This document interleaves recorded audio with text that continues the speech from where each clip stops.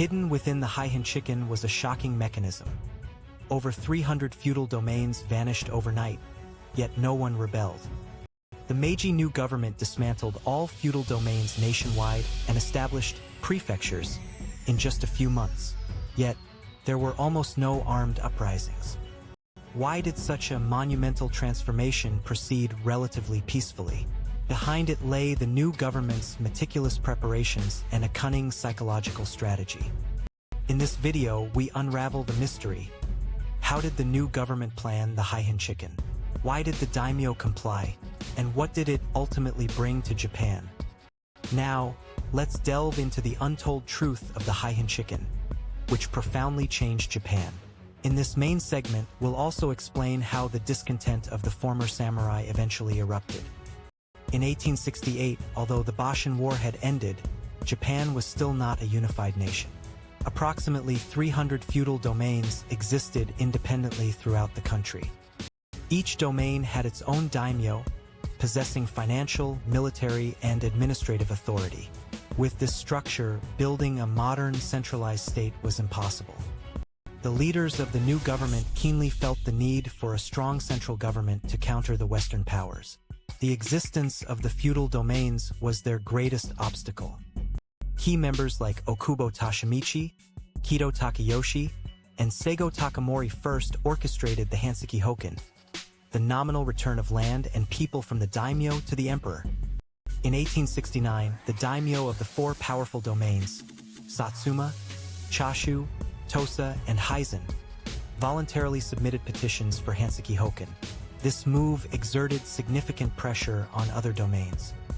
However, there was a hidden motive behind this Haihan-chiken. Many domains were already on the verge of financial collapse, burdened by enormous debts. The daimyo, who became governors of their domains, were formally government officials, but they still held effective governing power, and old problems remained unresolved. The new government cleverly used the deteriorating domain finances to its advantage. For domains on the brink of bankruptcy, financial support from the government was an extremely attractive prospect. Furthermore, the new government assembled elite troops from Satsuma and Chashu to form the Gashinpai, a powerful army directly under the new government, which served as a significant pressure on the domains. Iwakura Tomomi, Okubo Toshimichi, and others steadily prepared for the more radical reform, Haihan-chiken, backed by the power of the Gashinpai. On July 14, 1871, the new government issued a surprising order. All domain governors nationwide were summoned to Tokyo, where the sudden Haihan-chiken was declared. Emperor Meiji read an imperial rescript, announcing the abolition of all feudal domains nationwide and the appointment of prefectural governors by the government to rule in their place. For the domain governors, it was a bolt from the blue. They were informed of their dismissal on the spot, losing their territories and power. This decision was a top-secret matter known only to a handful of government leaders and the emperor. It was a thorough preparation to prevent information leaks and deny any opportunity for resistance. In just a few days, Japan's political map was transformed. Over 300 feudal domains vanished, and prefectures under the direct rule of the new government were established nationwide. So, why did no one stage a large-scale rebellion? The most significant reason was the generous compensation offered to the former daimyo. Many daimyo received not only an annual stipend equivalent to their previous hereditary stipends, but also a substantial lump sum payment. Furthermore, they were elevated to the kazoku, a new peerage, guaranteeing their political and social prestige. Though they lost power, their status and wealth were preserved. Moreover, all the enormous debts accumulated by the domains were taken over by the new government. For daimyo on the verge of bankruptcy, this was nothing short of salvation.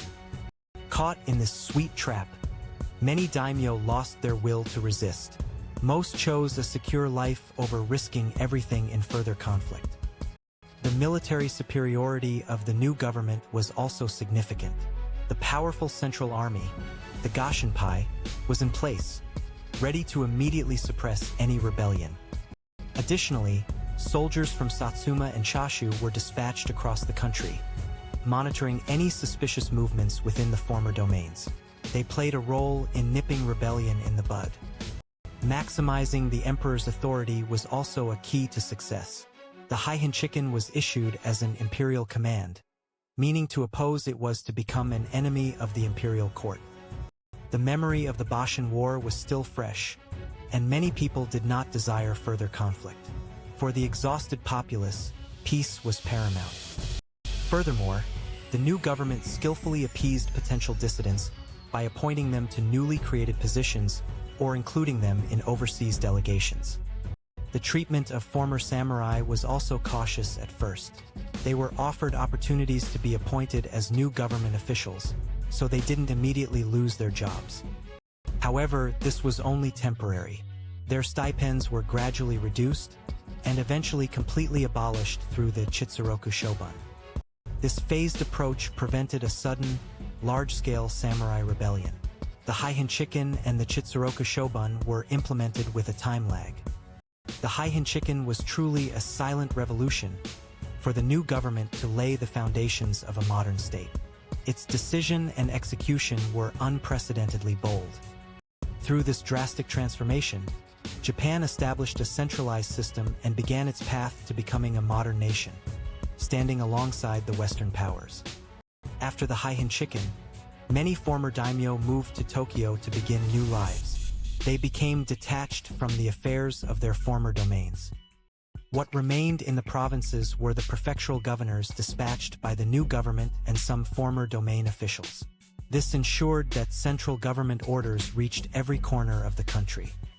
However, discontent among the former samurai class, especially lower-ranking samurai, gradually grew. They lost their livelihoods and faced severe hardship. This discontent eventually led to later uprisings like the Saga Rebellion and the Shinpirin Rebellion, and the largest samurai revolt, the Seinen War. The Haihan-chiken had ignited new sparks of conflict.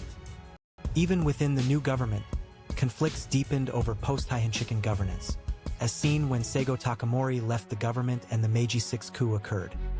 The Haihan-chiken is one of the most rapid and dramatic social transformations in Japanese history. In every aspect, political, economic, and social, this reform brought irreversible changes, accelerating Japan's modernization. Breaking down the old domain system and establishing uniform nationwide administration was an indispensable step in building the foundation of a modern state. Even if it was built upon the sacrifices of some, considering Japan's international situation at the time, it might have been an unavoidable decision. The mystery of the Haihan-chiken is unraveled by the combination of the new government's meticulous planning, cunning appeasement tactics, and military power. Why was there no rebellion? It was because the new government employed a multifaceted strategy, guaranteeing the interests of the former daimyo, intimidating them with military force, and simultaneously rescuing financially distressed domains. Who planned it? A small number of government leaders, such as Okubo Toshimichi and Iwakura Tomomi, secretly prepared the plan and executed it swiftly, leveraging the emperor's authority. What was the result? Japan became a strong centralized state, accelerating its modernization. However, beneath the surface, discontent among the former samurai class accumulated, creating sparks that led to major civil conflicts later on. The Haihan-chiken was a silent coup that decisively shaped Japanese history. It can be called a reform that created modern Japan, possessing both light and shadow. The mystery of why no rebellion occurred despite 300 feudal domains vanishing may lie in the new government's meticulous planning and its strategy of skillfully manipulating human psychology. History still hides untold stories. Subscribe for more forgotten history.